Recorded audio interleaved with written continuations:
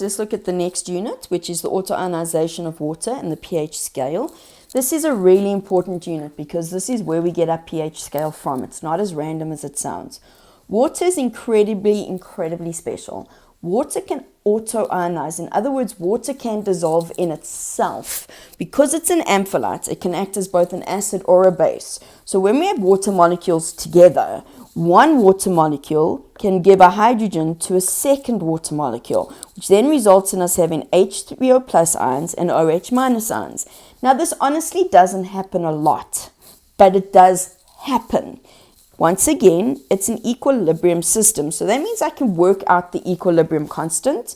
The Kc would be H3O plus times OH minus with the H2O squared. But of course, these are liquids, so we don't really put that in because it shouldn't really be there. It's a liquid. It has a value of 1.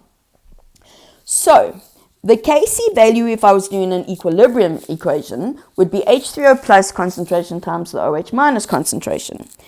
But this is a special constant, so it's given the symbol Kw because it refers to the constant of water when it ionizes. However, scientists have realized that at room temperature, and remember your Kc value is dependent on temperature, this constant has a value of 1 times 10 to the minus 14. It's very specific, room temperature being 25 degrees Celsius. This is now called the ionic product constant for water. It's a really important constant for us because it allows us to create the pH scale. Because if you look at it, you know the pH scale goes up to 14. You've dealt with that before. Okay, so how do we use this constant?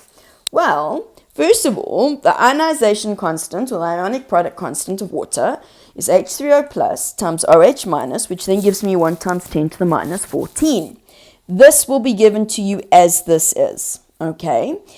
In a neutral solution, it means that the H3O plus concentration must be equal to the OH minus concentration, always, okay? And that means both of them have to be equal to 1 times 10 to the minus 7. You know that the pH of a neutral solution is 7. There we go. Because why? H3O plus equal to OH minus. So any solution that has water in it, okay, the H3O plus concentration times the OH minus concentration will always give me a value of 1 times 10 to the minus 4, regardless of whatever created the aqueous solution. Okay, this is very important for us. This is where we're going to get our pH scale from. So, the pH scale is used to measure how acidic or basic a liquid is. We use an acidic scale, that's what the pH stands for. So the H is really about how many H3O plus ions we have. We need to know the concentration of the H plus ions. Okay, now the scale goes from very close to 0 through to 14 at 25 degrees Celsius. We will only work with it at 25 degrees Celsius. It is possible for an acid to have a pH of minus 1 and a base to have a pH of 15, but then the temperature is going to have changed. Okay, and things are different. So we're not going to worry about those. We only work through 0 and 14.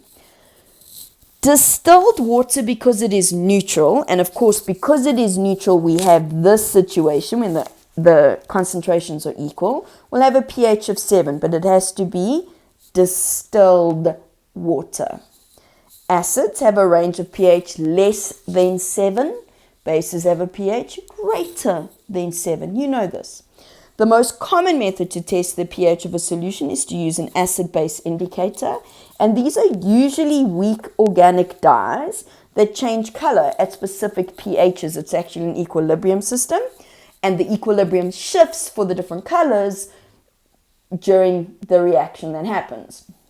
All right, so the pH of a solution can be calculated using the following equation. Now, grade 12s, please don't worry. If you don't understand logs, it doesn't matter. You're just going to put this straight into your calculator. Okay, and in fact, your textbook explains how to use your calculator really well in this unit. pH of the negative log, if you forget out the negative, you're going to get negative pH. We don't work with those. of the H3O plus concentration. So what we're trying to do when we're finding pH is we are always trying to find the H3O plus concentration. That means we're now going to be using stoichiometry. Very, very important. So example 1. We have 4.5 grams of nitric acid, which is dissolved in 500 centimeters cubed of water. They want us to calculate the pH of the solution.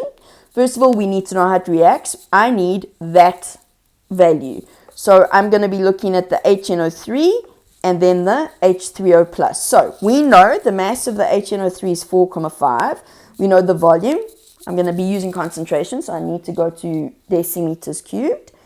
The molar mass of nitric acid, 63. You get that off your periodic table. We're going to do the first one the long way around, where I'm going to work out the number of moles of nitric acid. So it's 0.71. To get the number of moles of H3O, I times by want over got. Once I've got the number of moles of the H3O plus, I've got to recognize that actually it's dissolved in the same volume. So that's the number of moles of H3O plus I have in 0.5 decimeters cubed of a solution. All right, so I'm going to find the concentration of the H3O plus. Once I've done that, I just can put it straight into my equation and we get 0.85. I'm happy with that answer because it's nitric acid. Nitric acid is a strong acid, okay? Then we're going to look at the pH of the H2SO4. So we're looking at a concentration of 1,2 times 10 to the minus 4.